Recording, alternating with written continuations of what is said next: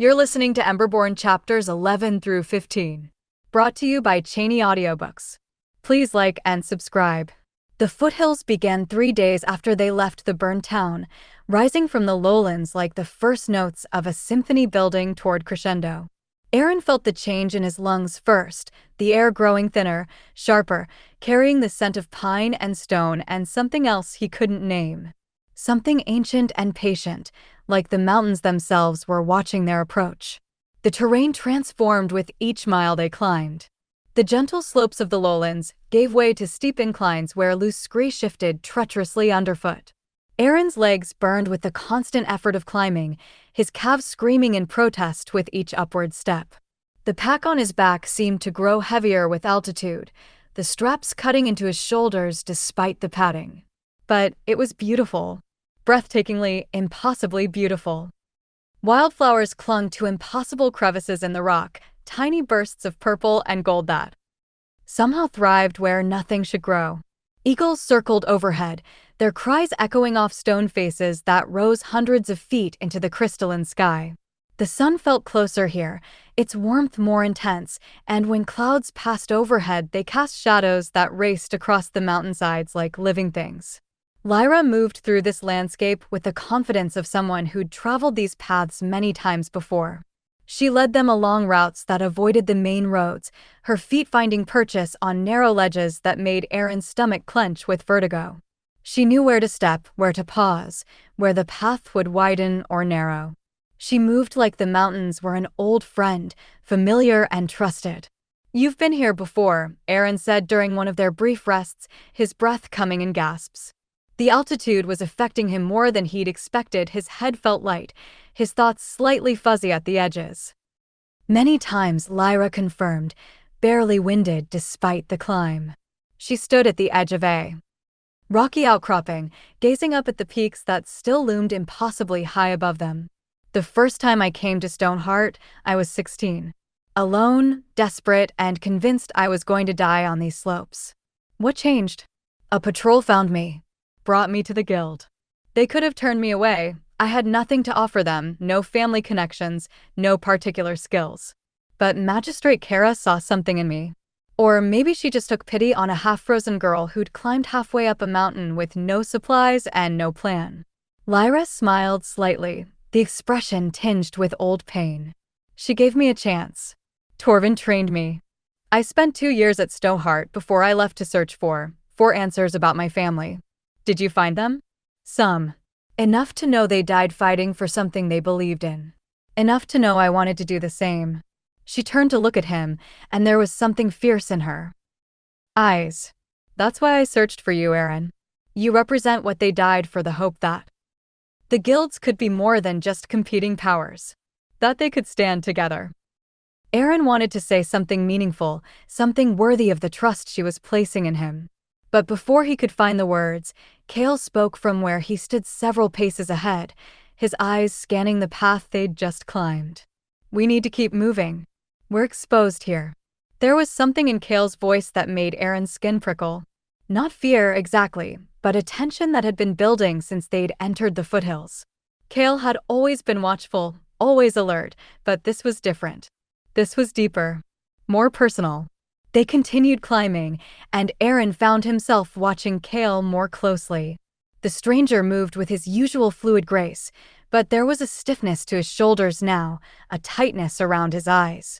His head turned constantly, scanning not just the path behind them, but the peaks above, the valleys below, the sky itself. As if he expected danger from every direction at once. "What are you afraid of?" Aaron wanted to ask. "What do you sense that we can't?" But he kept silent, focusing on the climb. The path grew narrower as they ascended, winding between massive boulders that looked like they'd been placed by giants. In some places, the trail was barely wide enough for one person, with sheer drops on either side that made Aaron's head swim when he made the mistake of looking down. "Don't look down," Lyra advised, noticing his discomfort. "Look at where you're going, not where you could fall. Trust your feet. Trust the stone." Aaron tried to follow her advice, but it was hard. His body wanted to freeze, wanted to press against the rock face and refuse to move. But Lyra was ahead of him, moving with calm confidence, and Kale was behind, a silent presence that somehow made him feel safer despite his mysterious tension. Trust, Aaron thought. That's what this comes down to. Trusting them. Trusting myself. He took a breath, thin mountain air that didn't quite fill his lungs, and kept moving. The afternoon sun was slanting toward evening when they reached a wider section of the path, a natural plateau that offered the first real rest they'd had in hours. Aaron collapsed against a boulder, his legs trembling with exhaustion. Sweat soaked his shirt despite the cool mountain air, and his hands were scraped raw from grabbing at rocks for balance. Lyra handed him a water skin, and he drank gratefully.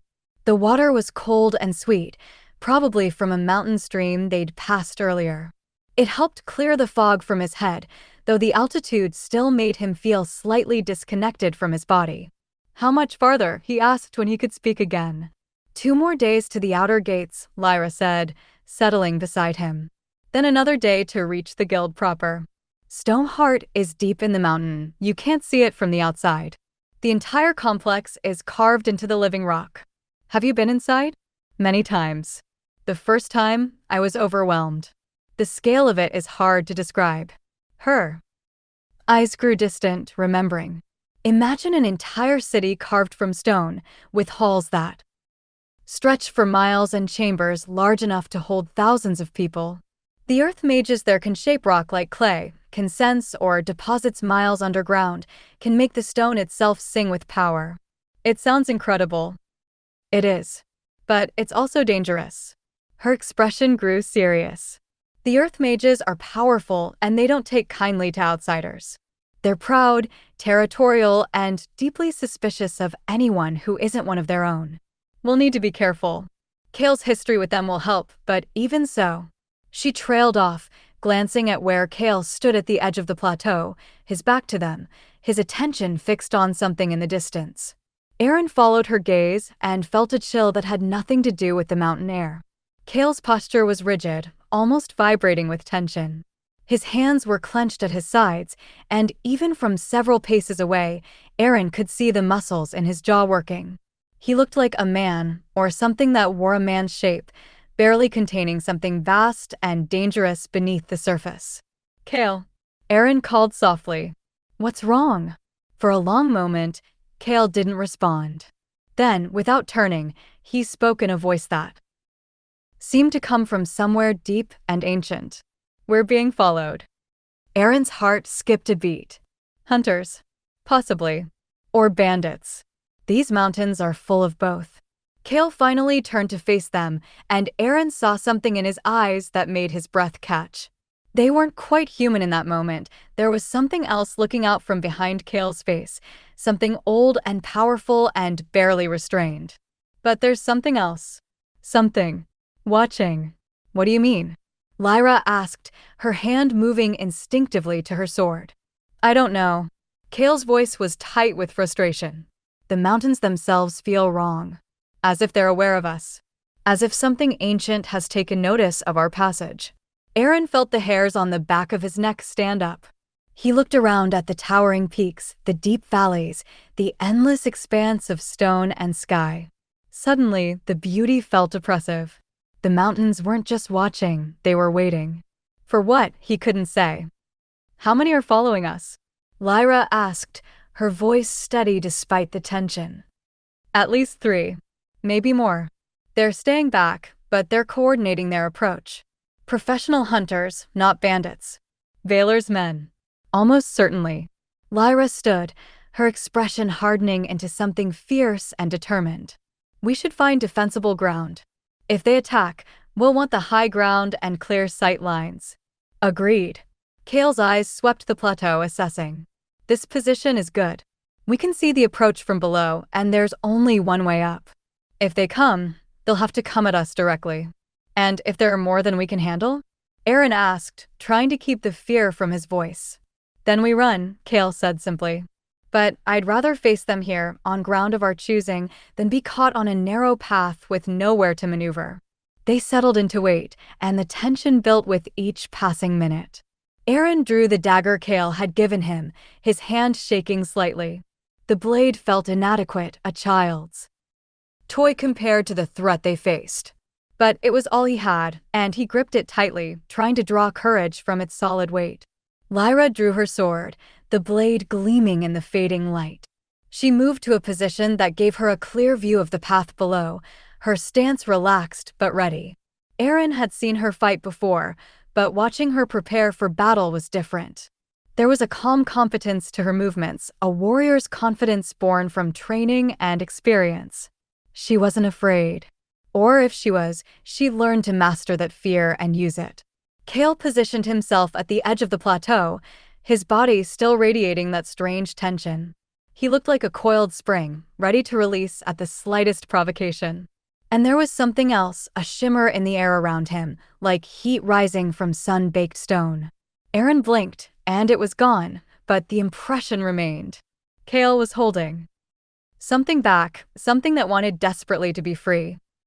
"What are you?" Aaron thought, not for the first time. "What are you really?" The sun continued its descent, painting the peaks in shades of gold and crimson. Shadows lengthened across the plateau, and the temperature dropped sharply. Aaron's breath began to mist in the air, and he shivered despite the adrenaline coursing through his veins. Then he saw them. For figures appeared on the path below, moving with the coordinated precision of trained fighters. They wore dark clothes that blended with the shadows, and they carried weapons, swords, bows, knives. They moved silently, communicating with hand signals, spreading out to cover multiple angles of approach. "Hunters," Kale confirmed, his voice barely above a whisper. "Valor's men." The hunters saw them and stopped, assessing the situation. For a long moment, nobody moved. Then the leader, a tall man with a scarred face and cold eyes, stepped forward and called up to them. "Aaron of the Emberborn, you're surrounded. Surrender now and we'll make your death quick." Aaron felt his stomach clench with fear, but Lyra's voice rang out strong and defiant. "Not interested." The leader laughed, a harsh sound that echoed off the stone. "Then we'll do this the hard way. Your protector can't save all of you. One of you will die today. Come and try."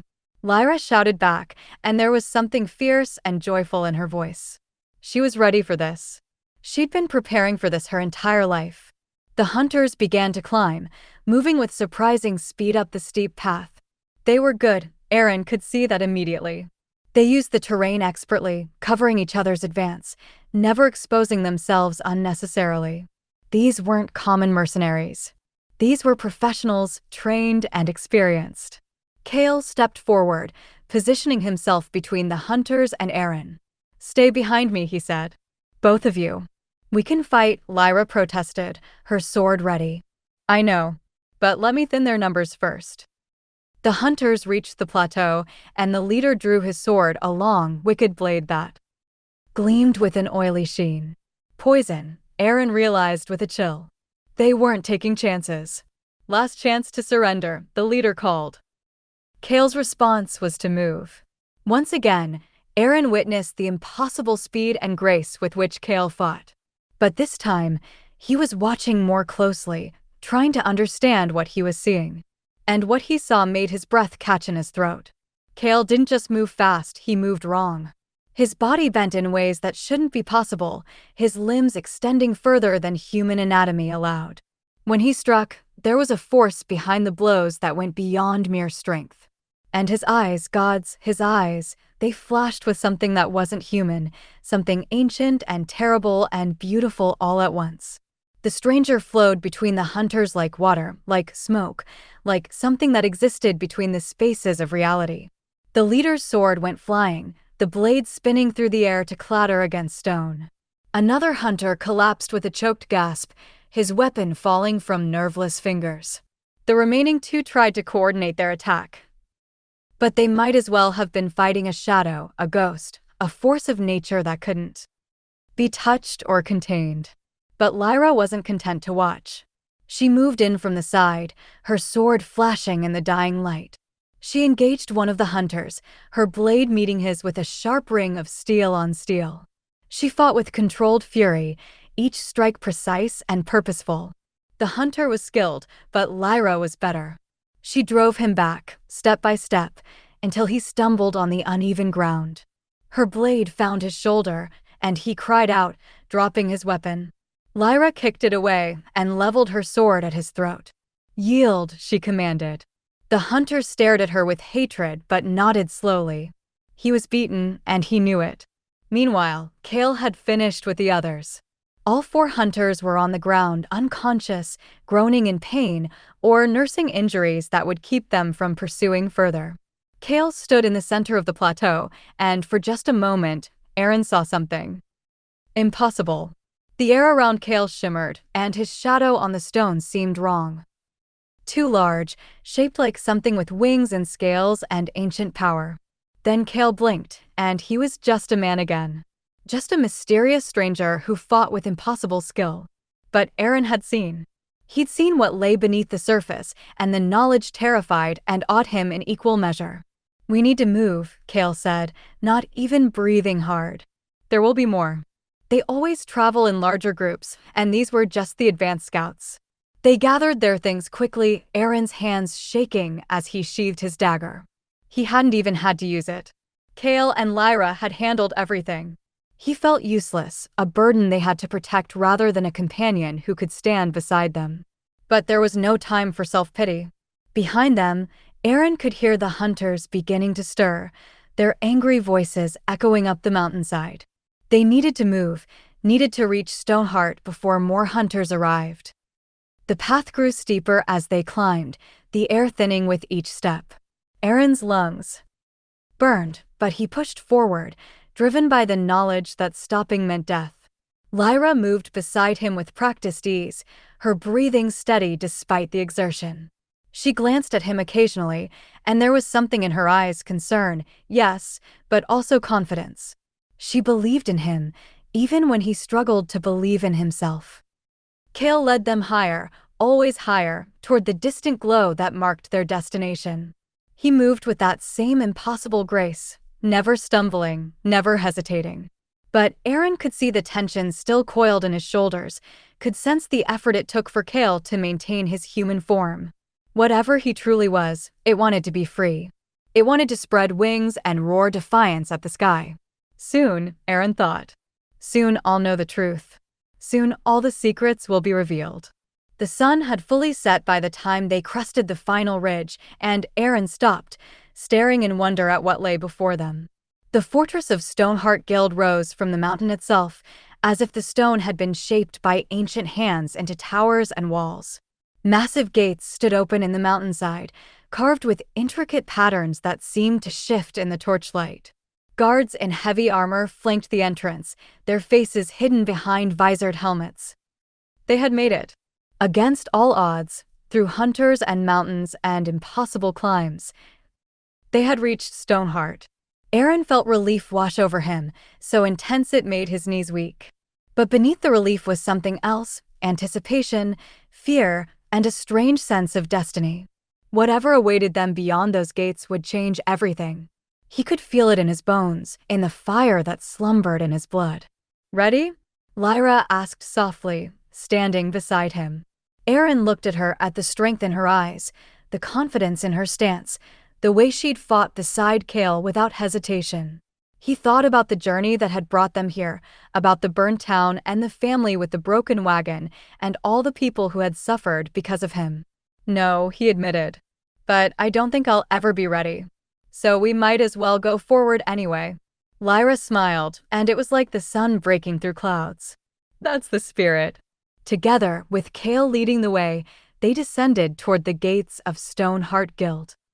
The fortress of Stoneheart Guild rose from the mountain itself, as if the stone had been shaped by ancient hands into towers and walls.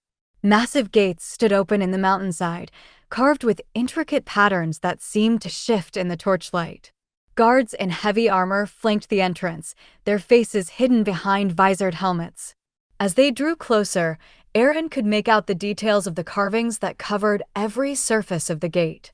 They weren't merely decorative. Each pattern told a story. He saw images of mountains being born from the earth, of dwarven smiths forging the first tools, of great battles fought in defense of the stone.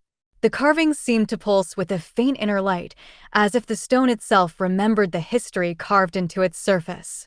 The gates themselves were enormous, easily 30 feet high and half as wide, made from a dark stone that seemed to absorb light rather than reflect it. Veins of some metallic ore ran through the stone like rivers of silver, and Aaron realized with a start that the entire structure was reinforced with earth magic. He could feel it humming beneath his feet, a deep resonance that spoke of power and permanence. "Halt," one of the guards called out as they approached, his voice echoing off the stone. "State your business." Kale stepped forward, his hands visible and empty, his posture respectful but not submissive. "We seek sanctuary. We are pursued by enemies and request audience with Magistrate Kara." The guards exchanged glances behind their visored helmets. One of them, the one who had spoken, stepped closer, his armored boots ringing against the stone. He studied Kale's face in the torchlight, and Aaron saw the moment recognition flickered in his eyes. "You," the guard said slowly, his voice carrying a note of disbelief. "I know you. You were here, years ago, during the Guild Wars." "I was," Kale confirmed, his voice steady. "I fought alongside Stoneheart when the eastern passes were threatened. I stood with Commander Thrain at the Battle of Irongate." The guard's posture shifted subtly, becoming less hostile. "Thrain spoke of you. Said you saved his life when the Shadow Mages tried to collapse the tunnel." He paused, then added more quietly, "He also said you weren't entirely human. That you fought like something out of legend." "Thrain was a good man," Kale said, neither confirming nor denying the observation. "Is he still? He fell 3 years ago, defending the lower mines from raiders." Kale's expression tightened with genuine grief. "I'm sorry to hear that. He deserved better." The guard nodded slowly, then looked past Kale to Aaron and Lyra. His hand remained on his weapon, but his stance had relaxed slightly. "And these two? What are they to you?" "Under my protection. They are not your enemies, and they bring no threat to Stoneheart. The boy carries fire magic, untrained but powerful. The woman is a warrior of considerable skill. Both have proven their worth." The guard studied them for a long moment. Aaron felt the weight of that gaze, assessing him for threats, for weaknesses, for any sign of deception. He forced himself to stand straight, to meet the guard's eyes despite his exhaustion. "The fire mage," the guard said finally. "He's the one they're hunting, isn't he?" "The one Valor's forces have been searching for." "He is." "Then you bring danger to our door." "I bring a survivor who needs sanctuary," Kale corrected. "And I bring warning of a threat that will reach Stoneheart whether you shelter us or not. Valor's ambitions don't end with one boy." The guard was silent for a long moment, then nodded curtly. "Wait here. I'll send word to the magistrate." He turned and disappeared through the gates, leaving them standing in the cold mountain air with the remaining guards watching them with wary attention. Aaron could feel the weight of their scrutiny, could sense the earth magic that permeated everything around them. It felt different from his fire, solid, patient, immovable. Where fire consumed and transformed, earth endured and protected. Minutes passed like hours. Aaron's legs ached from the climb, and his body screamed for rest, but he didn't dare show weakness. Not here, not now. Beside him, Lyra stood with the easy confidence of a warrior accustomed to being watched, her hand resting casually near where her sword would be if she still wore it. Kale simply waited, as patient and still as the stone around them. Finally, the first guard returned, accompanied by another figure, a dwarf woman with iron gray hair braided in intricate patterns and eyes that seemed to see through flesh to the bones beneath. She wore the insignia of a captain, and her armor was marked with the scars of many battles. "The magistrate will see you," the captain said, her voice gruff but not unkind. "But your weapons stay at the gate. Stoneheart law, no armed strangers beyond the outer ward." Lyra's hand moved instinctively to her sword, her jaw tightening. It's fine," Kale interrupted smoothly. "We accept your terms. We come seeking sanctuary, not conflict."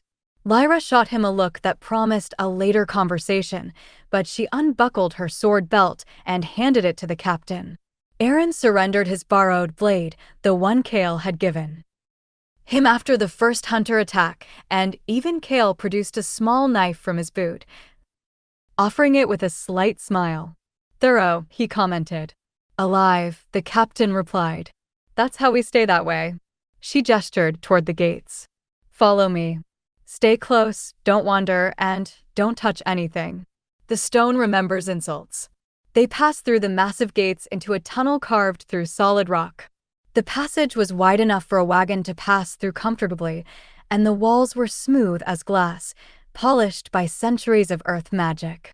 Torches lined the walls at regular intervals, their flames dancing in brackets carved to look like hands offering light. The flickering illumination made the stone seem alive, shadows shifting and flowing like water. Aaron noticed more carvings as they walked, scenes of Stoneheart's history etched into the walls. He saw the founding of the guild, dwarven mages shaping the mountain itself to create the first halls. He saw great battles, celebrations, moments of triumph and tragedy. The stone remembered everything, preserved in perfect detail for anyone who took the time to look. The tunnel sloped gently downward, and Aaron felt the temperature rise as they descended. The air grew warmer, carrying the scent of forge fires and hot metal. He could hear the distant ring of hammers on anvils, the rumble of machinery, the murmur of countless voices echoing through stone passages. Then the tunnel opened, and Aaron's breath caught in his throat. The interior of Stoneheart was a city carved from the mountain itself, a vast cavern that stretched so far in every direction that the walls were lost in shadow. Buildings rose from the cavern floor, their walls seamlessly integrated with the natural stone as if they had grown there rather than been built. Some structures were carved directly from massive stalagmites, their windows and doors shaped by earth magic. Others were constructed from blocks of stone so perfectly fitted that no mortar was needed.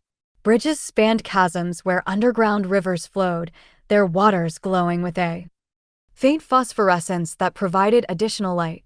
Everywhere, the warm glow of forge fires illuminated the darkness, hundreds of them, perhaps thousands, their flames reflected off polished stone surfaces until the entire cavern seemed to pulse with inner light.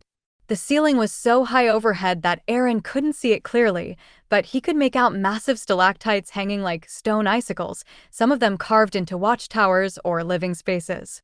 Chains and pulleys connected different levels, and he saw figures moving along suspended walkways, going about their business with the casual confidence of people who had never known the fear of falling.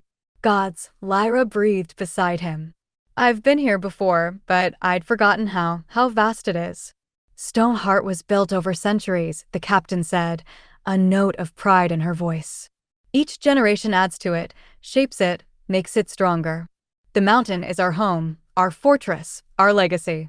We're the stone, and the stone is us." They descended a wide staircase carved into the cavern wall, and Aaron got his first reel look at Stoneheart's inhabitants. Dwarves made up the majority, stocky, powerful figures with elaborate beards and practical clothing designed for work rather than show. But there were humans too, and even a few other races Aaron couldn't identify. They moved together through the streets with easy familiarity, the social hierarchy visible in subtle ways, the deference shown to certain individuals, the way some wore insignias of rank or guild affiliation. The captain led them through winding streets where the architecture changed with each district.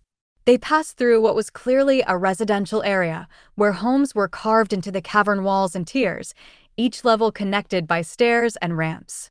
Children played in courtyards while adults went about their daily business, hanging laundry, tending small gardens of mushrooms and cave plants, repairing tools and equipment. Then they entered what could only be the forge district.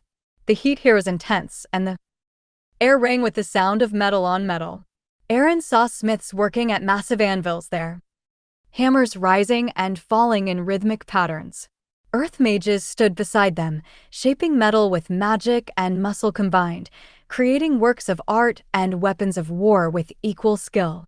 The forges themselves were marvels, fed by volcanic vents deep beneath the mountain. Their flames burned with colors Aaron had never seen before. "The heart of Stoneheart," the captain said, gesturing to the forges. "We are craftsmen first, warriors second. Everything we make is built to last, built to endure." That is our way. They passed through a marketplace where vendors sold everything from weapons to food to intricate jewelry. Aaron noticed how people stopped to stare as they passed, whispers following in their wake. He caught fragments of conversation, outsiders, fire mage, Kale has returned, and felt the weight of their attention like a physical thing.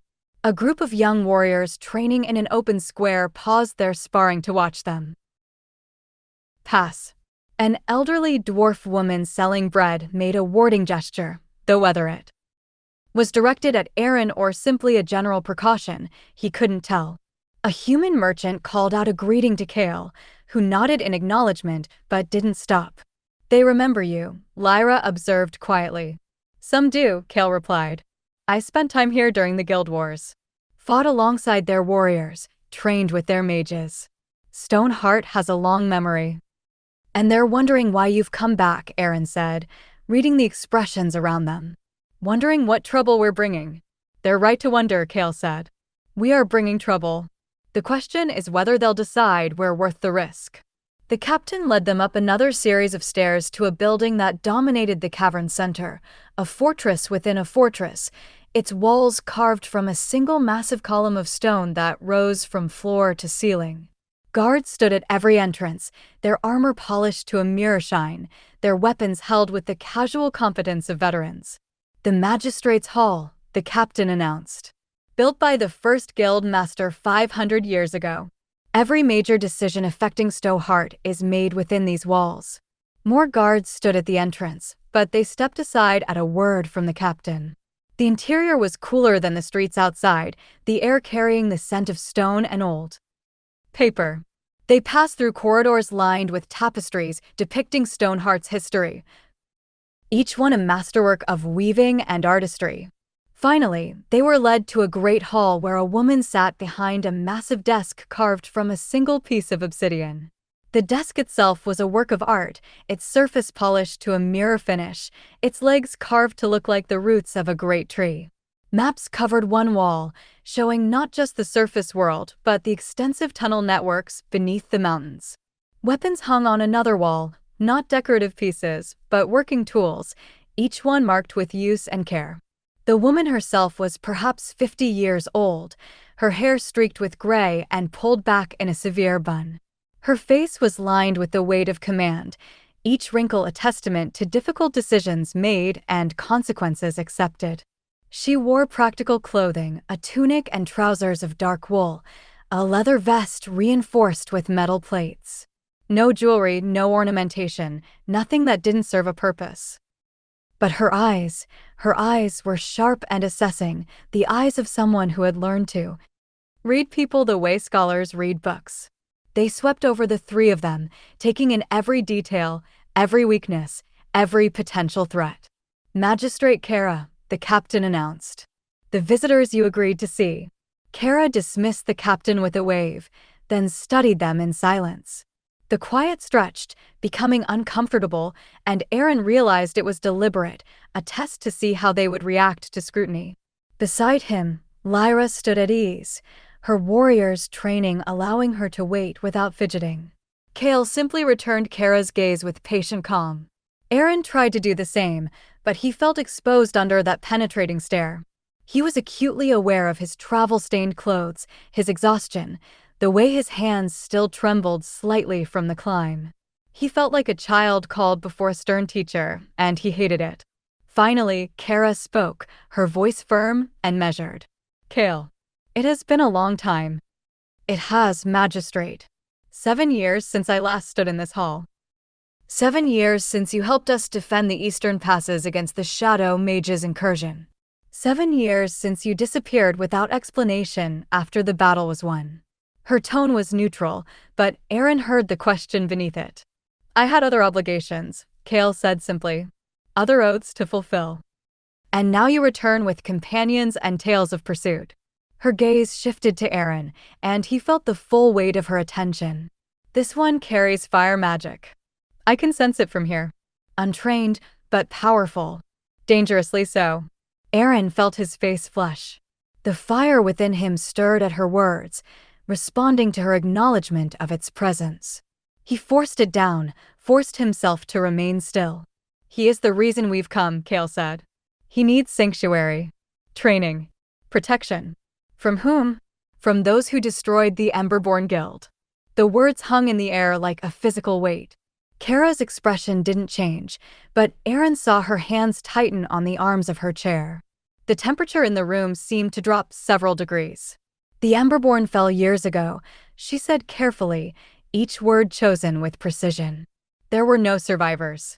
The guild was burned to ash, its members slaughtered, its legacy destroyed. This is known. There was one survivor, Kale replied, gesturing to Erin. And now they hunt him to finish what they started. Kara rose from her chair and approached Erin, moving with the deliberate grace of someone who had learned to conserve energy for when it mattered. She circled him slowly, and he felt magic brush against his skin, testing, probing, searching for truth or deception. He has the mark, she said finally, her voice thoughtful. The fire runs deep in him. Deeper than it should for one so young and untrained. This is not the fire of a common mage learning his craft. This is bloodline magic, generations of power concentrated and refined. She turned to Kale. You're certain of his lineage? I am. I was there when the Emberborn fell. I saw what happened. And I swore an oath to protect their legacy. Kara returned to her desk, but she didn't sit. Instead, she stood behind it, her hands resting on the obsidian surface, her expression troubled. Then you bring danger to my door, Kale. Those who destroyed the Emberborn will not stop hunting him. They will follow his trail here. They will come to Stoneheart, and they will demand we surrender him. I know, Kale said. But he needs training. Without it, he'll die. His power will consume him, or his enemies will find him defenseless. And with him dies the last of the Emberborn legacy, the last hope of restoring what was lost. Hope, Kara repeated, and there was something bitter in her voice. Hope is a luxury, Kale. I deal in realities.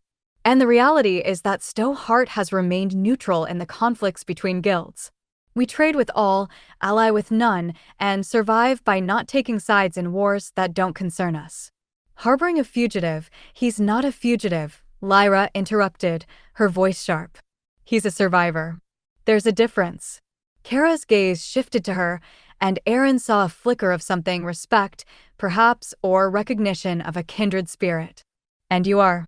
Lyra. I've sworn to protect him. Have you? Kara's lips curved in something that might have been a smile, though it held no warmth. How noble. And how foolish. Do you understand what you've committed yourself to? Do you comprehend the forces arrayed against you? I understand enough, Lyra said, meeting Kara's gaze without flinching. I understand that sometimes the right thing to do is also the dangerous thing. I understand that neutrality in the face of injustice is just another form of cowardice. The temperature in the room dropped another few degrees. Erin saw Kale tense slightly, preparing to intervene if necessary. But Kara simply studied Lyra for another long moment, then nodded slowly. You have courage, at least. And conviction. Those are rare qualities. She turned back to Kale. What you ask is no small thing. If I grant you sanctuary, I make Stoneheart a target. Valor's forces will come here. They will demand we surrender the boy. And if we refuse, they will lay siege to our gates. Valor's forces will come regardless, Kale said. His ambitions don't end with one boy. He seeks to control all the guilds, to consolidate power under his rule. Stoneheart's neutrality won't protect you forever. Eventually, you'll have to choose a side. Perhaps, Kara acknowledged. But I prefer to choose that moment myself, not have it forced upon me by harboring a fugitive. She paused, then added more quietly, I have responsibilities, Kale. 3,000 souls live within these walls. They depend on me to keep them safe, to make decisions that ensure their survival. Every choice I make must be weighed against that responsibility. I understand, Kale said. I'm not asking you to go to war. I'm asking you to train one boy. To give him the tools he needs to survive. That's all. That's everything, Kara corrected. Training him means investing resources, time, and expertise. It means acknowledging his presence here, which means we can't claim ignorance if Valor comes asking questions. It means making a choice, whether we want to or not. She fell silent, her gaze distant, and Aaron realized she was genuinely wrestling with a decision. This wasn't political theater or negotiation tactics. This was a leader trying to balance competing obligations, trying to find a path that didn't lead to disaster. If I refuse you, she said finally, what will you do? We'll leave, Kale said. We'll seek sanctuary elsewhere. And Stoneheart will have lost the opportunity to forge an alliance with the last of the Emberborn. An alliance, Kara repeated. With a boy who doesn't even know how to control his own power. With the heir to a guild that once commanded respect across all the lands, Kale corrected. With someone who, properly trained, could become a symbol of resistance against Valor's tyranny. With a potential ally who would remember that Stoneheart helped him when others turned him away. Kara was silent for a long moment, her fingers drumming against the obsidian desk. Finally, she sighed, a sound of resignation and acceptance combined. Very well. I will grant you sanctuary, with conditions. The boy must prove himself worthy of our protection. He will train with our masters. If he shows promise, if he demonstrates that he can control his power and use it responsibly, we will shelter him. If he proves a liability, if his presence brings more danger than benefit, you will leave. Agreed. Agreed, Kale said before Aaron could respond. Good. Kara's expression softened slightly, though her eyes remained sharp. I'll assign Master Torvin to evaluate him. If anyone can determine whether the boy has potential, it's Torvin. Torvin. Kale's eyebrows rose. He's still training students? I thought he'd retired after his daughter died, yes. He withdrew from active duty, refused to take on new students, spent his days in the forges working alone. Kara's voice carried a note of sadness. But recently, he's shown signs of wanting to engage again. Perhaps training someone new will help him find purpose again.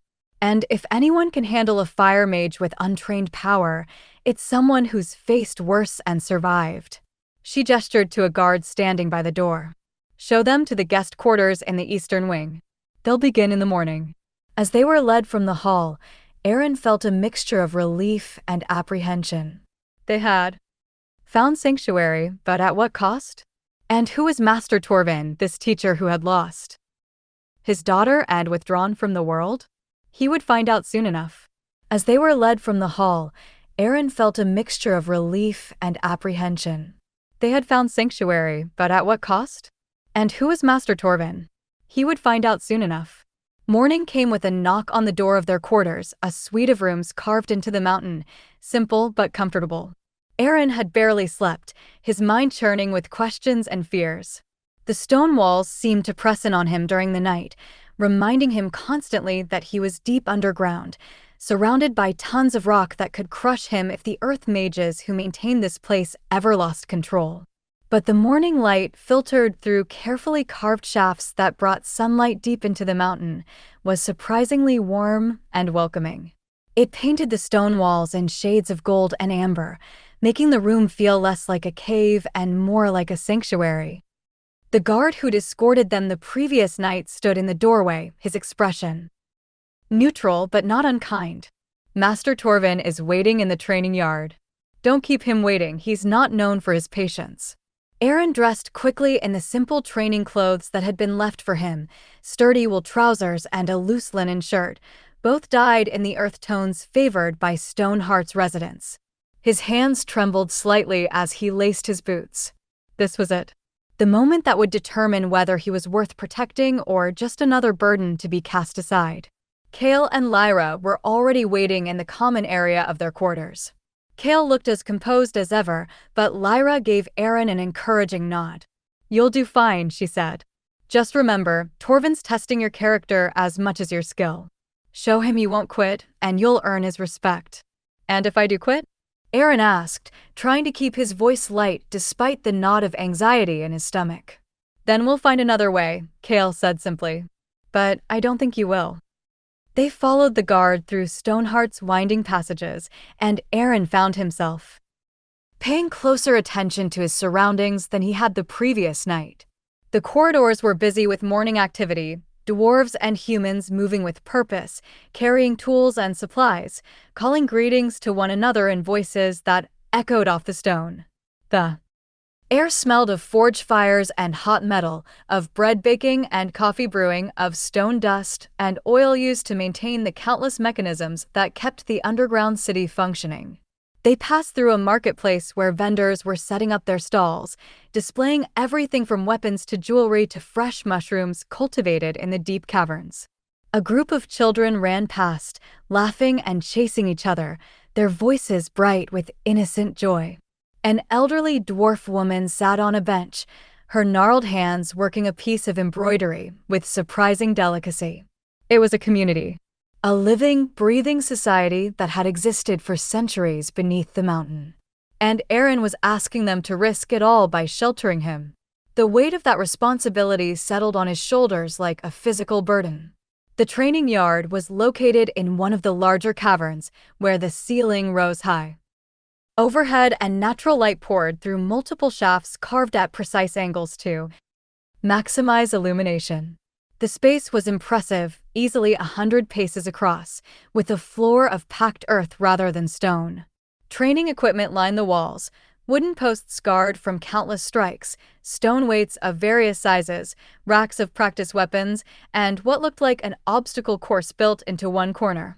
A dozen or so people were already training when they arrived, warriors practicing forms with swords and axes, a pair of mages working on earth manipulation, a group of younger students running through conditioning exercises.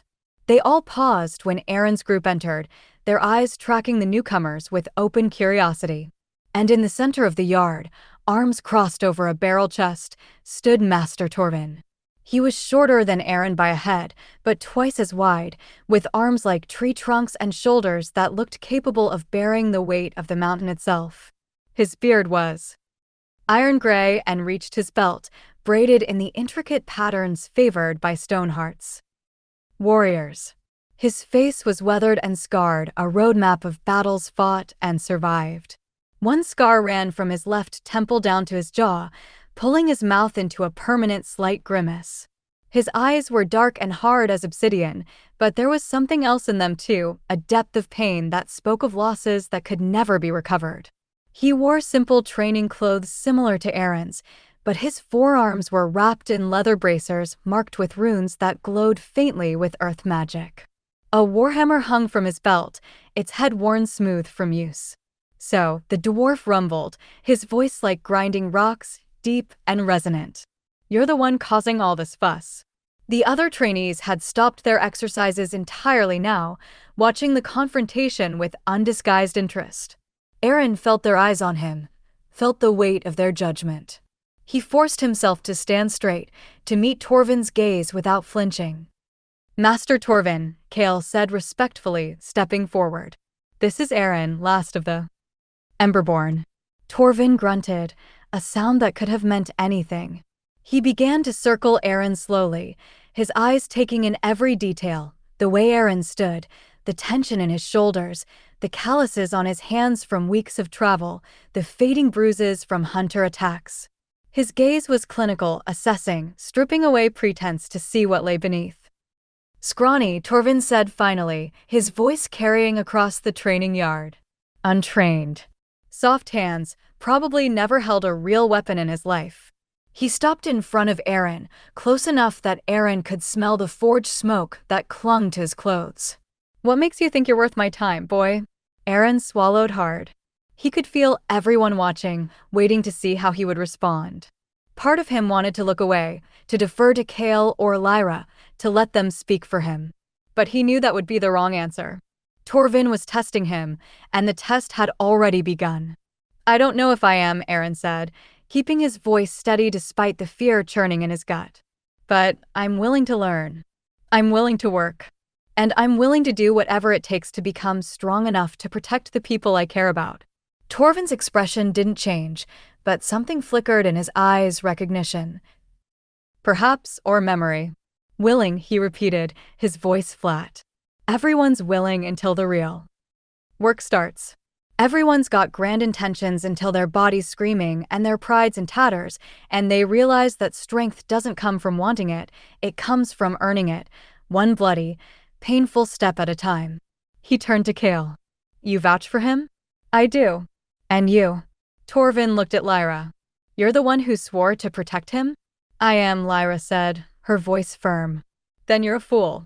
Torvin's words were harsh, but there was no malice in them, just brutal honesty. But at least you're an honest fool. That's worth something.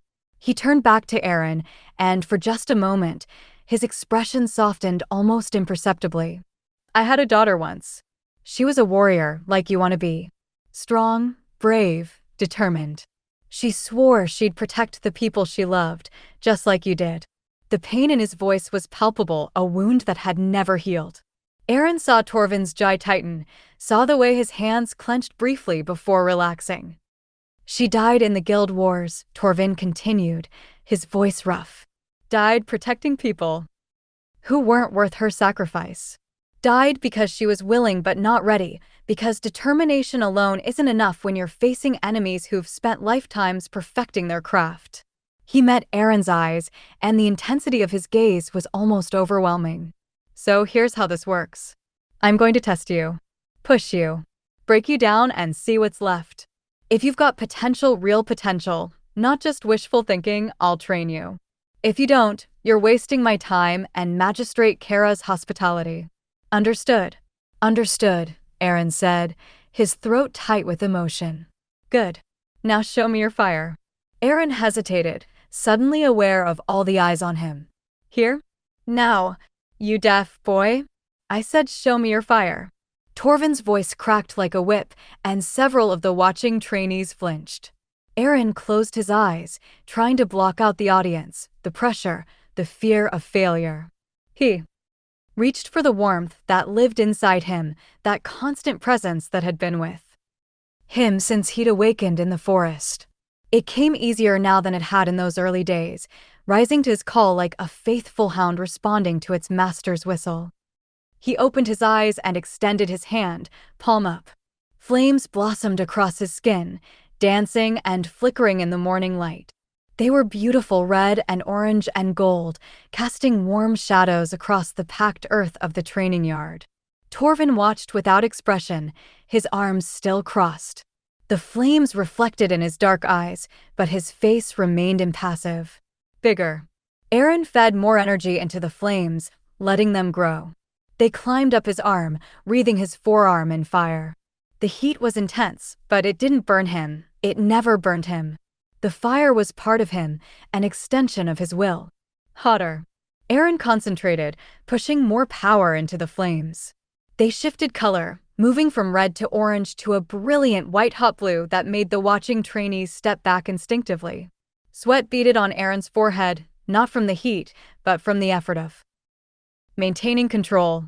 The fire wanted to spread, wanted to consume, and holding it in check required constant focus. Now shape it. Aaron blinked, momentarily confused. Shape it? You heard me. Fire's not just about burning things. It's about control, precision. Show me you can make it do what you want, not just what it wants. Aaron stared at the flames wreathing his arm, trying to understand what Torvin was asking. He'd never tried to shape fire before, he'd only ever called it forth or dismissed it. But he reached out with his will, trying to mold the flames like clay. The fire resisted at first, wanting to maintain its natural form. But gradually, with intense concentration, Aaron managed to compress it, to shape it into a sphere that hovered above his palm. It wasn't perfect, the edges wavered and flickered, but it held. Now put it out. Aaron closed his fist, and the flames vanished instantly, leaving only a faint shimmer of heat in the air. He stood breathing hard, his shirt soaked with sweat, waiting for judgment. Torvin was silent for a long moment, his expression unreadable. The training yard had gone completely quiet. Even the other trainees had stopped their exercises to watch.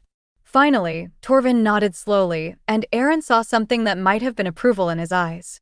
Raw talent, Torvin said, his voice carrying across the yard. No control, no discipline, no finesse, but the power's there. More than there should be for someone untrained. He looked at Kale. You weren't lying about his lineage. That's Emberborn fire, pure and concentrated. I haven't seen its like since before the fall. I never lie about such things, Kale said quietly. No, you don't. Torvin turned back to Aaron, and his expression hardened. All right, boy. I'll train you. But I warn you, I'm not gentle and I don't coddle. You'll work harder than you've ever worked in your life. You'll hurt in places you didn't know could hurt. You'll question whether it's worth it, whether you're strong enough, whether you should just give up and go home. His voice dropped, becoming almost gentle. And when you reach that point, and you will reach it, you'll have to decide what you're really made of. Still want to do this? Aaron thought of the hunters, of the fear that had driven him through the wilderness, of the memories that haunted his dreams. He thought of his mother's face in the flames, of Marta's kindness, of all the people who had suffered because of him. He thought of Lyra's confidence in him, of Kale's patient protection, of the weight of being the last Emberborn.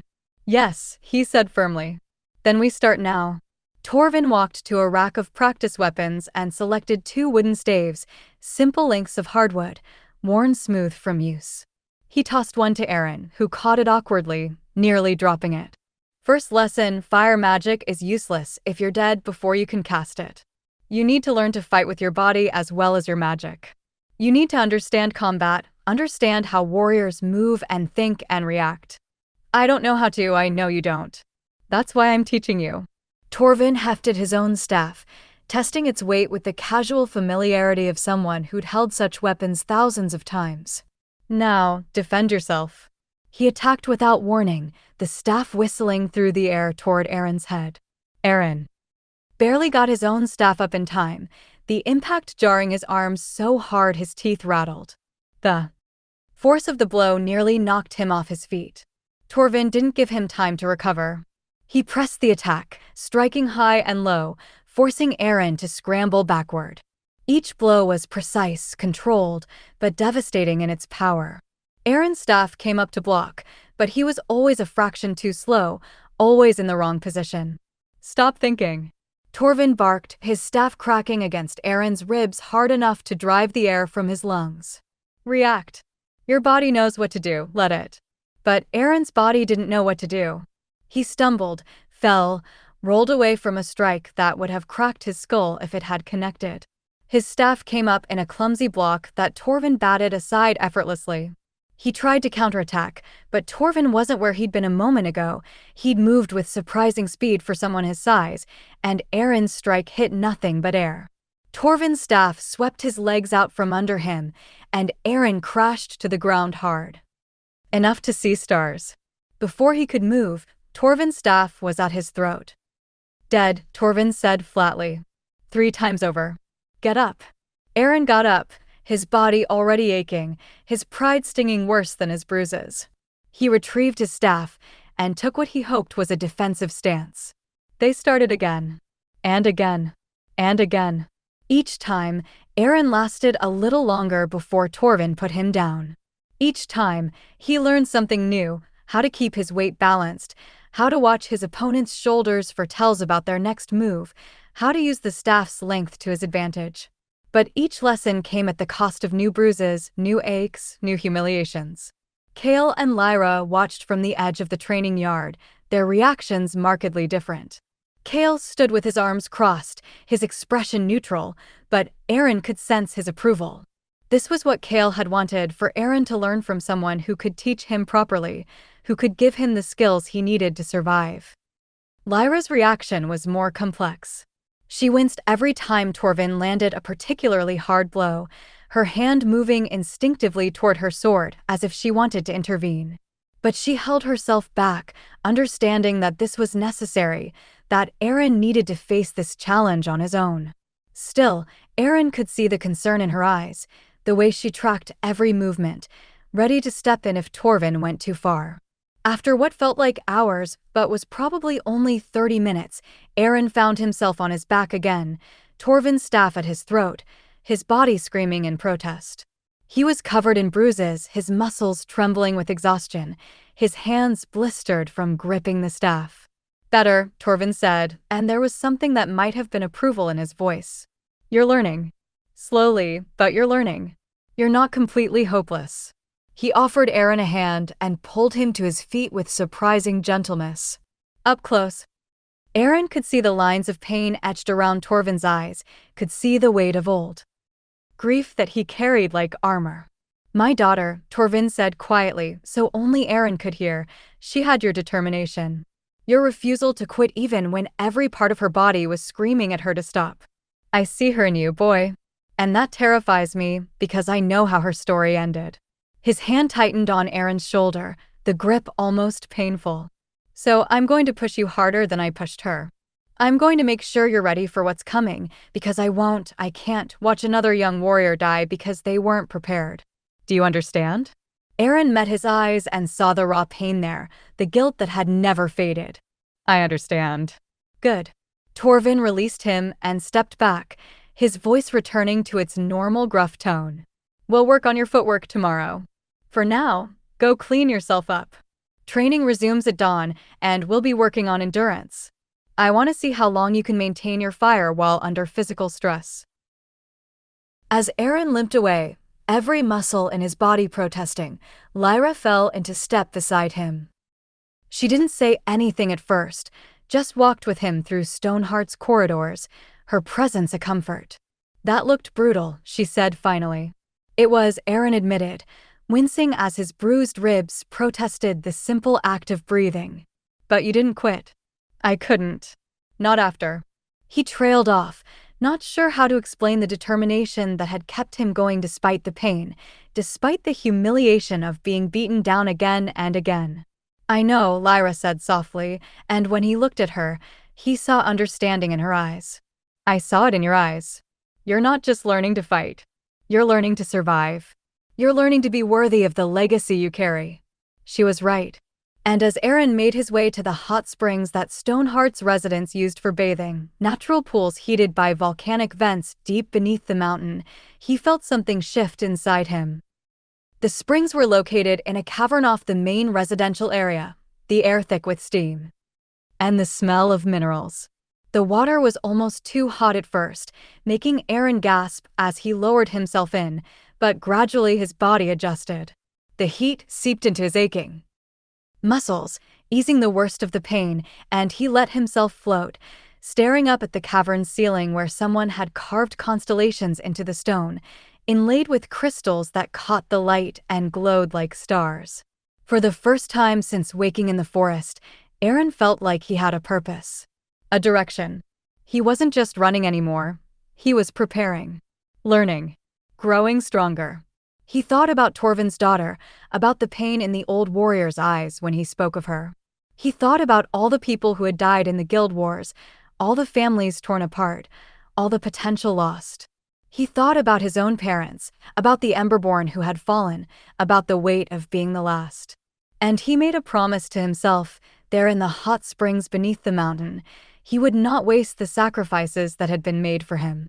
He would learn everything Torvin could teach him. He would become strong enough to protect the people he cared about. He would become worthy of the Emberborn legacy. He would not let Torvin lose another student. The water rippled around him as he clenched his fists, feeling the fire stir within him, not wild and uncontrolled as it had been in the forest, but focused, purposeful, ready to be shaped into something greater. Tomorrow, the real work would begin. The days that followed blurred together in a haze of exhaustion and incremental progress. Torvin drove Aaron relentlessly, starting before dawn and continuing until Aaron could barely stand.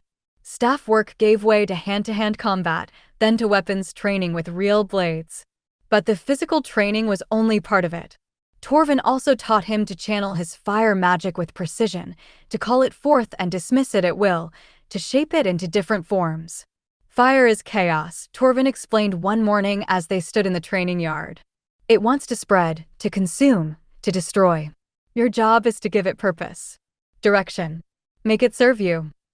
Not the other way around. He demonstrated, holding out his hand. Earth magic, Stoneheart's specialty, gathered in his palm, forming a sphere of compressed stone. Earth is the opposite.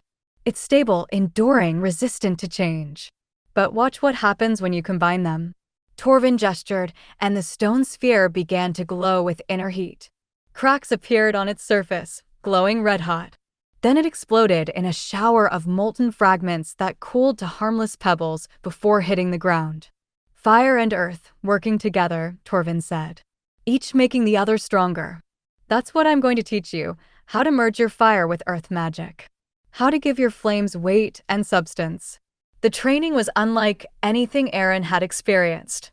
Torvin taught him to draw on the stone around them, to feel its solidity and permanence, then to infuse it with his fire.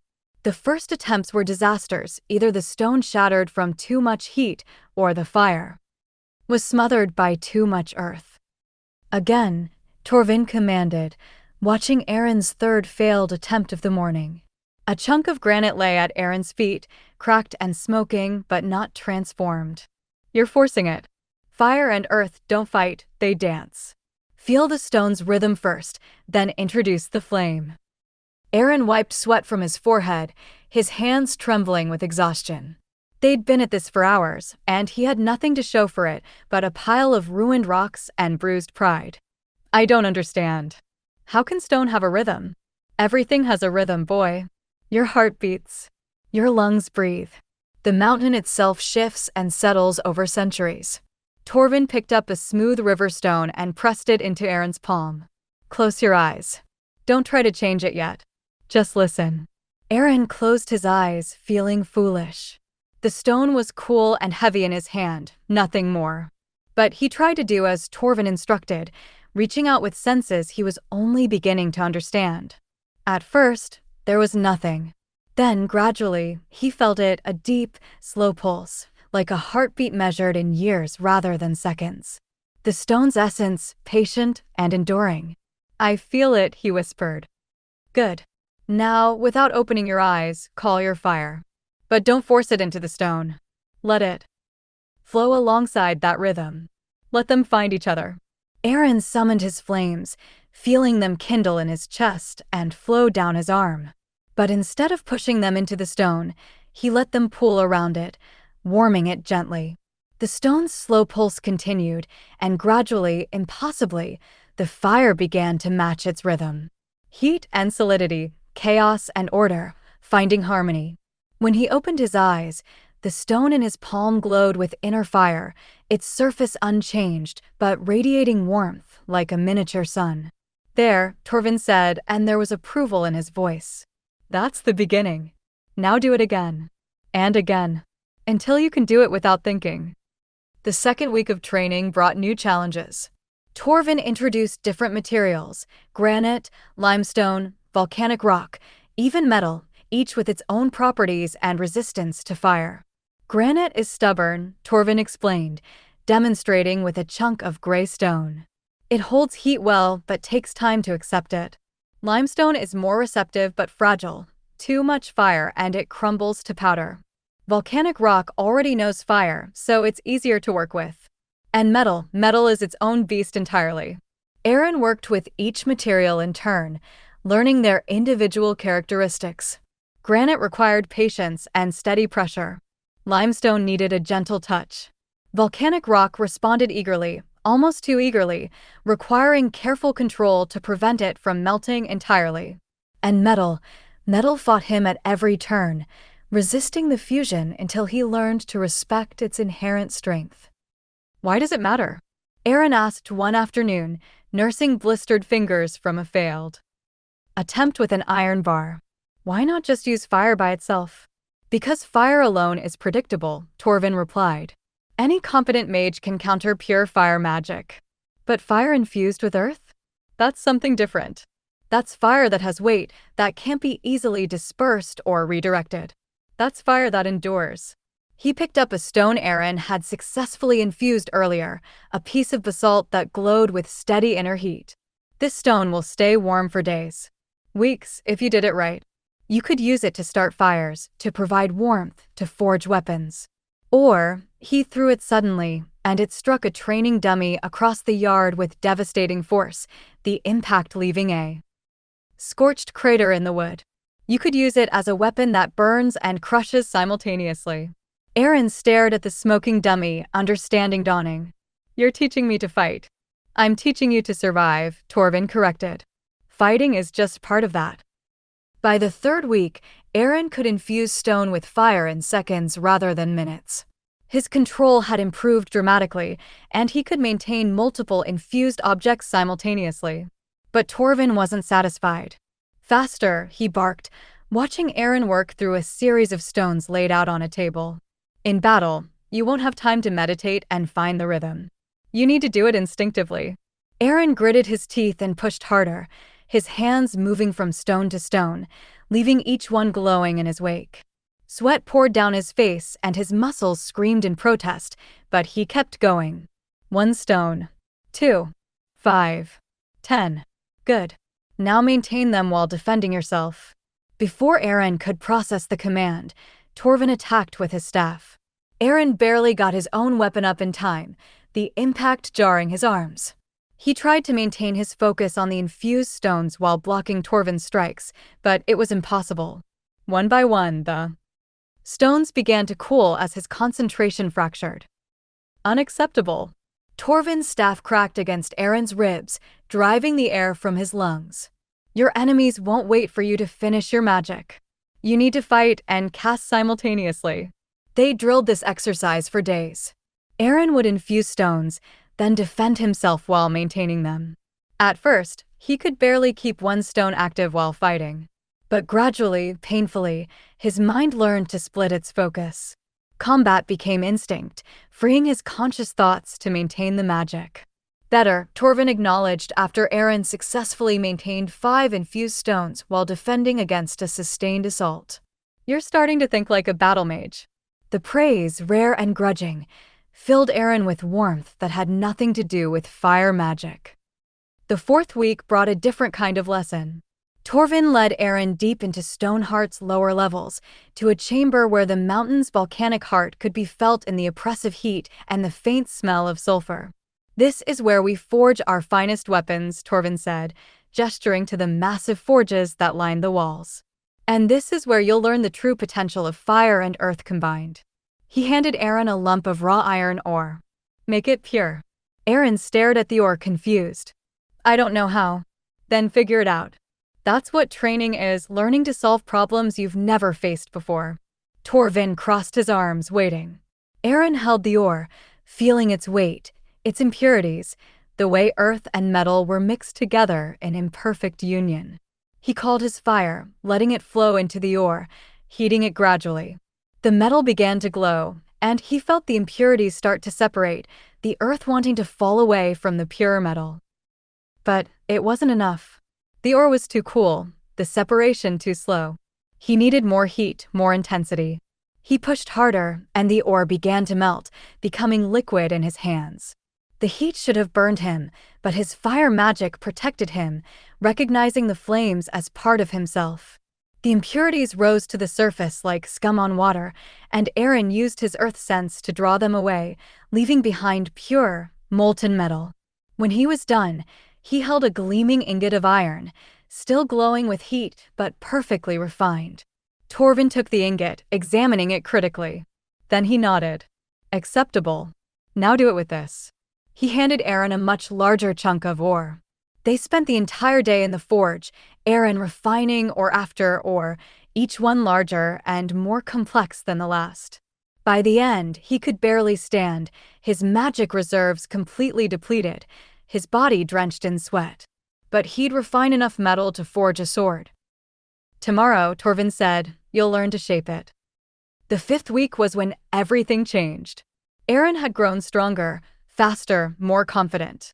His fire magic responded to his will with barely a thought, and he could sense earth magic in everything around him, the stone beneath his feet, the metal in weapons, even the minerals in his own bones. Torvin noticed the change too. His training became more intense, more demanding, pushing Aaron to limits he didn't know he had. They sparred with real weapons now, Torvin's hammer against Aaron's newly forged sword, both weapons infused with magic that made every impact ring like thunder.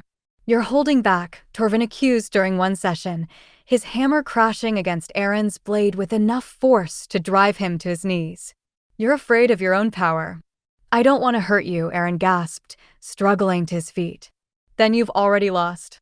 Torvin's next strike came faster, harder, and Aaron barely deflected it. "Your enemies won't hold back. Valor won't hold back. If you're not willing to use everything you have, you might as well surrender now." Something in Aaron snapped. The fear, the hesitation, the constant worry about losing control, it all fell away, burned to ash by a sudden surge of determination. He stopped defending and attacked, his sword blazing with white-hot fire, each strike infused with earth magic that made the blade impossibly heavy. Torvin met him blow for blow, and for the first time, Aaron saw his teacher truly smile. Not a grimace or a slight upturn of lips, but a genuine expression of fierce joy. They fought across the training yard, their weapons leaving scorched marks on the stone, other students scrambling to get out of the way. Finally, Aaron saw an opening. He feinted high, then swept low, his blade catching Torvin's hammer and sending it flying. Before Torvin could recover, Aaron had his sword at the dwarf's throat, the blade still glowing with heat. They stood frozen for a heartbeat. Then Torvin laughed, a deep, booming sound that echoed off the cavern walls. "Now that," he said, "is what I've been waiting for." That evening, as Aaron soaked his aching muscles in the hot springs, Torvin joined him, a rare occurrence. The old warrior settled into the water with a groan of relief, his scarred body a testament to decades of combat. "You remind me of her," Torvin said quietly, staring at the carved constellations overhead. "My daughter. Not in appearance, but in spirit. That determination to keep going no matter how hard it gets." Aaron waited, sensing that Torvin needed to talk. "Her name was Kira," Torvin continued. "She was stubborn as mountain stone and twice as hard to move once she'd made up her mind. Joined my unit against my wishes, said she wouldn't let her father fight alone." He smiled sadly. "She was the best battle mage I ever trained. Could combine fire and earth like she'd been born to it.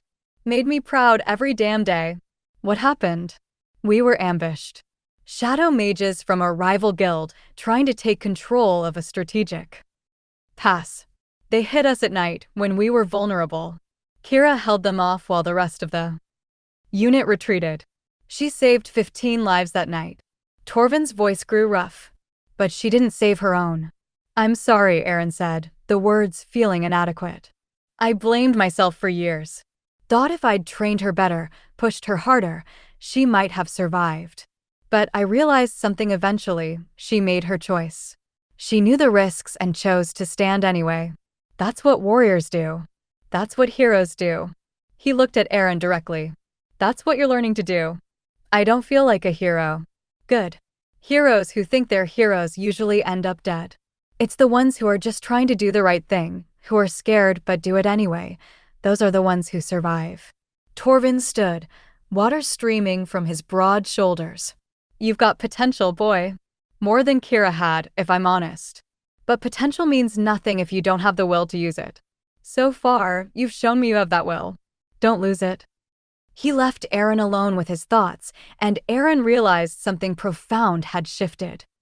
Torvin wasn't just teaching him anymore, he was trusting him, believing in him, seeing in him the legacy of a daughter lost too soon.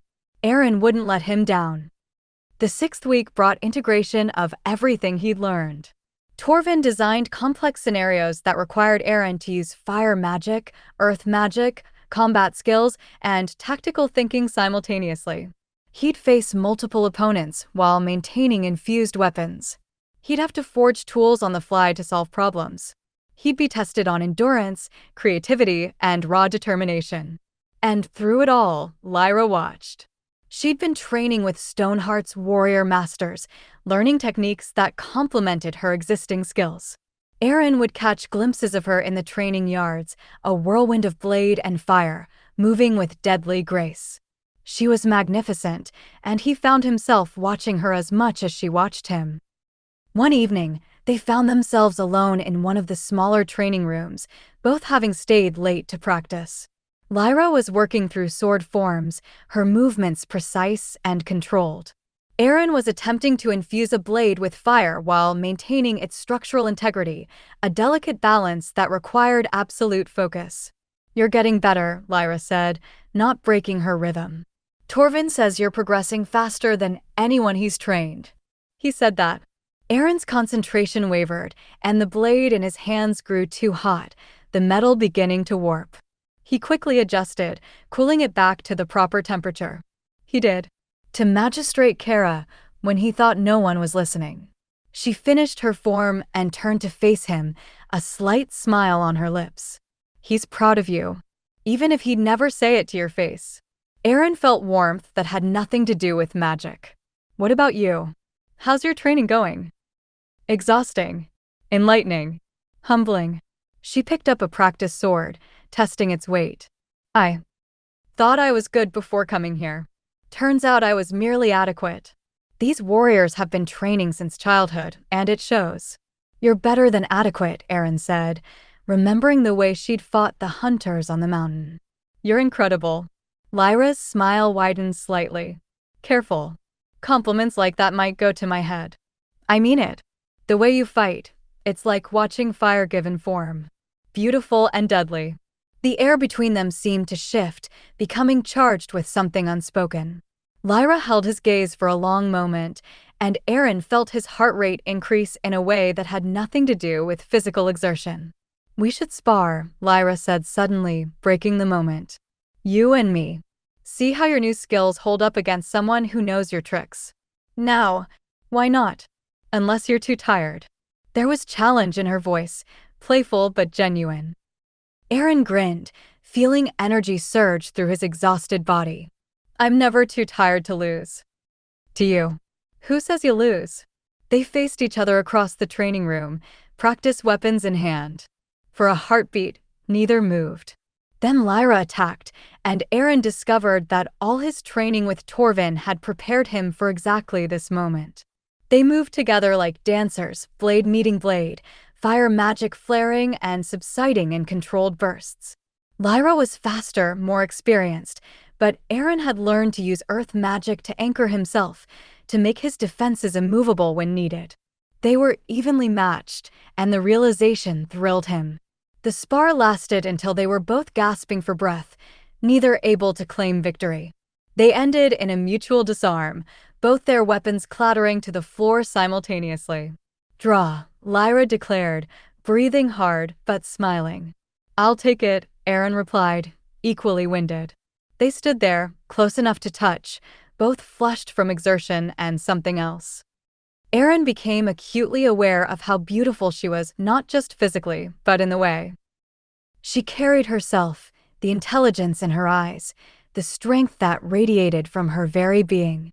"Aaron," she began, but whatever she was going to say was interrupted by the sound of footsteps in the corridor outside. The moment passed, but something had changed between them. Something that made Aaron's chest tight with emotions he couldn't quite name.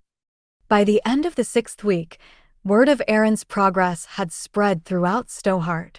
Other students watched him train with a mixture of respect and envy. Masters nodded approvingly when he passed.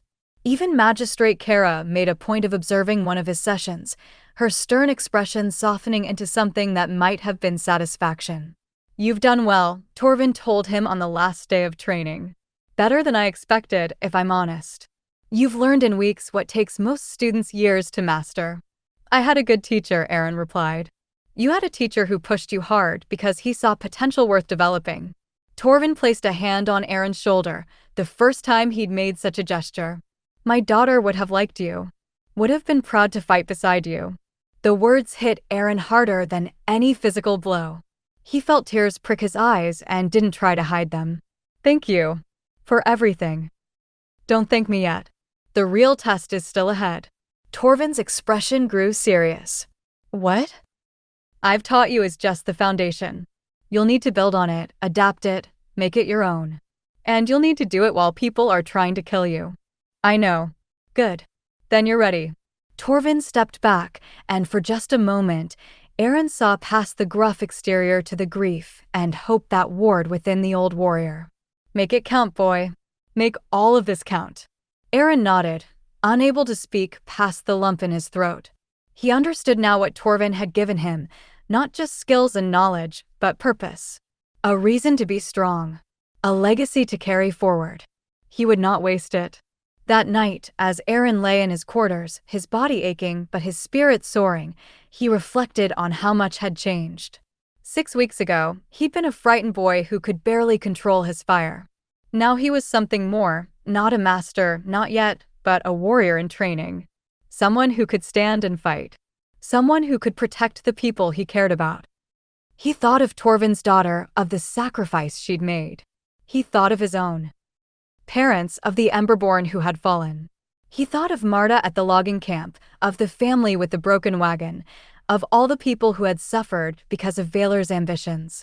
And he made a promise, not just to himself, but to all of them.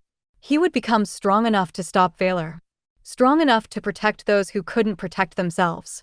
Strong enough to honor the sacrifices that had been made. The fire within him burned steady and true, no longer wild and chaotic, but focused and purposeful. Fire and earth, chaos and order, working together in harmony. He was ready for whatever came next. The weeks at Stowe Hart fell into a rhythm that was both punishing and transformative.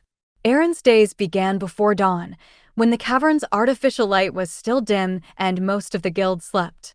Torvin would be waiting in the training yard, arms crossed, expression unreadable, ready to push Aaron beyond what he thought possible. Again, Torvin would bark after Aaron completed a drill. Faster this time. Your enemies won't wait for you to catch your breath. The Earth-Fire fusion training had progressed beyond simple infusion. Now Torvin taught Aaron to shape molten stone mid-combat, to create barriers that burned anyone who touched them, to forge weapons from raw ore in seconds rather than hours. Each technique required absolute focus, one part of his mind maintaining the fire's intensity while another guided the earth's form. You're thinking too much, Torvin said one morning, watching Aaron struggle to maintain a shield of superheated granite while defending against practice strikes. Fire and earth aren't separate things you're forcing together. They're partners in a dance. Stop trying to lead them both and let them find their own rhythm. Aaron gritted his teeth, sweat pouring down his face despite the cool cavern air. The shield wavered, its surface rippling like water. Then something clicked, a moment of understanding where he stopped trying to control every aspect and simply felt the magic flow. The shield solidified, its surface smooth as glass and hot enough to distort the air around it. There, Torvin said, and there was satisfaction in his voice. That's what I've been waiting for. But the physical training was only part of it. In the afternoons, when Aaron's body screamed for rest, Torvin would sit with him in the forges and teach him theory, the history of earth magic, the philosophy behind different schools of thought, the mistakes that had led to the guild wars. Power without wisdom is just destruction waiting to happen, Torvin said one afternoon, his scarred hands working a piece of metal with practiced ease. My daughter had power. Gods, did she have power. But she didn't have the wisdom to know when to use it and when to hold back. That's what got her killed. Aaron watched the old warrior's hands, seeing how they trembled slightly when he spoke of his daughter.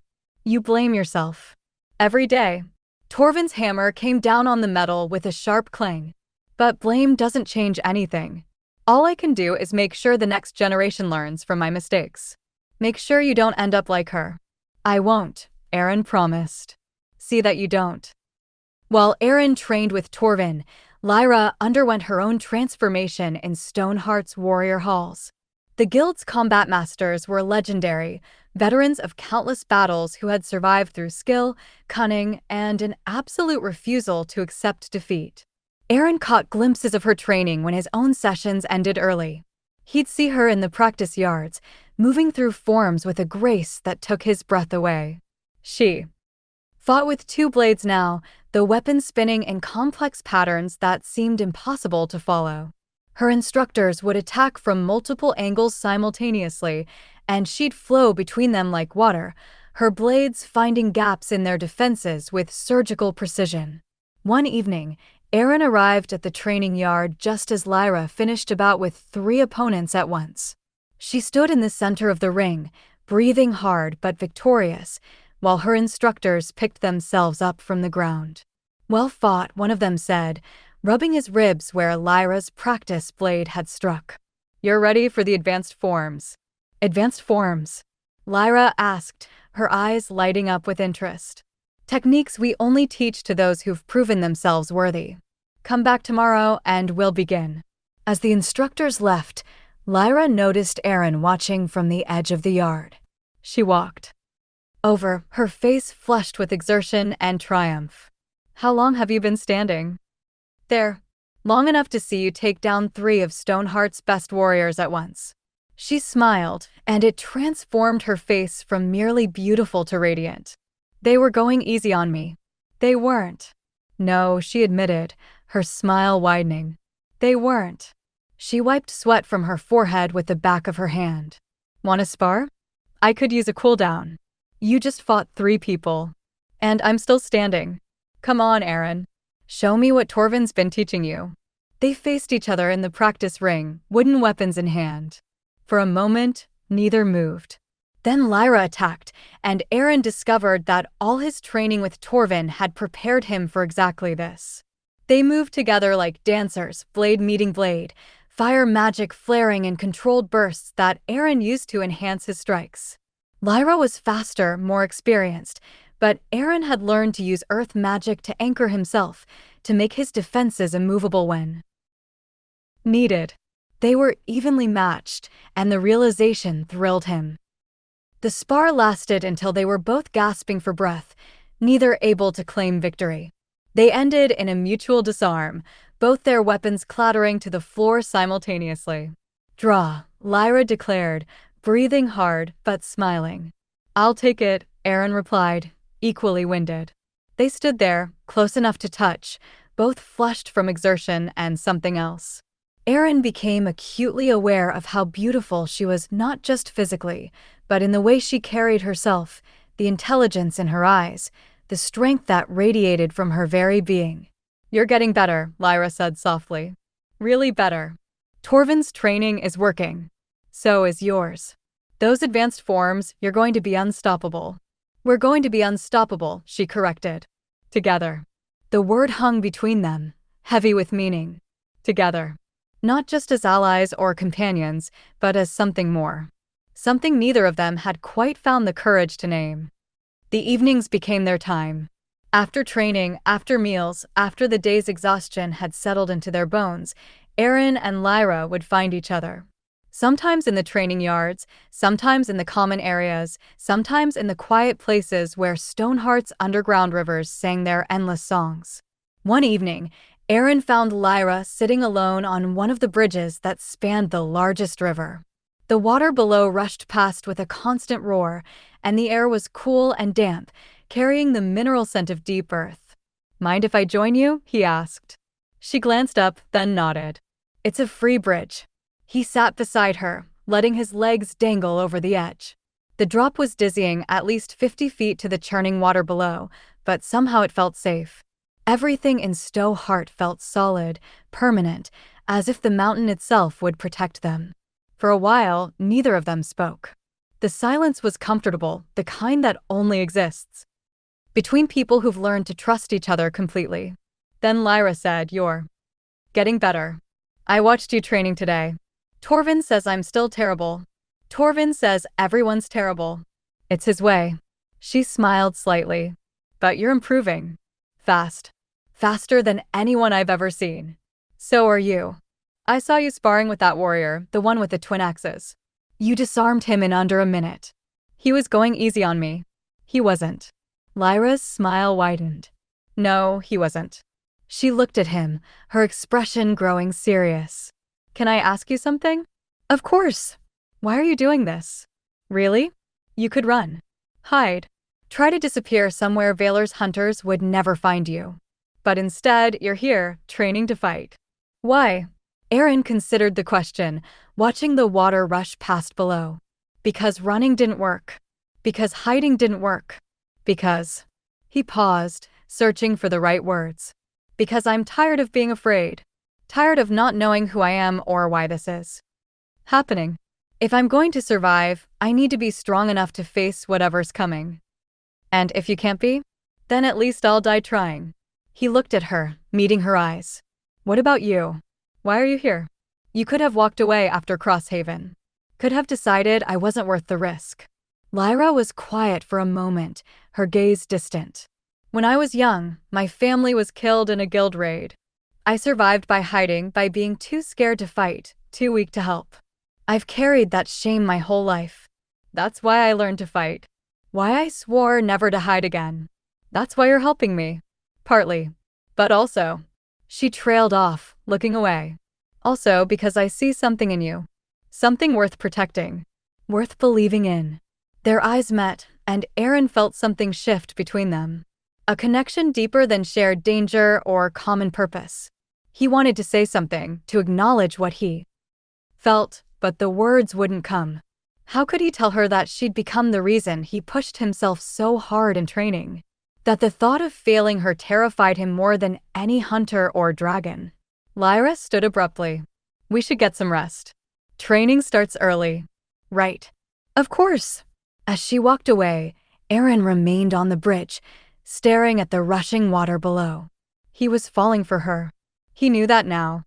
But in a world where death could come at any moment, where his very existence put everyone around him in danger, what right did he have to those feelings? But the moments kept coming, accumulating like drops of water that would eventually carve through stone. 3 nights later, Aaron found Lyra in one of Stoneheart's libraries, a smaller chamber filled with scrolls and books about combat techniques. She was studying a manual on dual blade fighting, her brow furrowed in concentration. The advanced forms? Aaron asked, settling into a chair across from her. Trying to understand them before tomorrow's session. Some of these movements seem impossible. She demonstrated with her hands, showing how the blades were supposed to move in opposite directions simultaneously. How am I supposed to make my arms do that?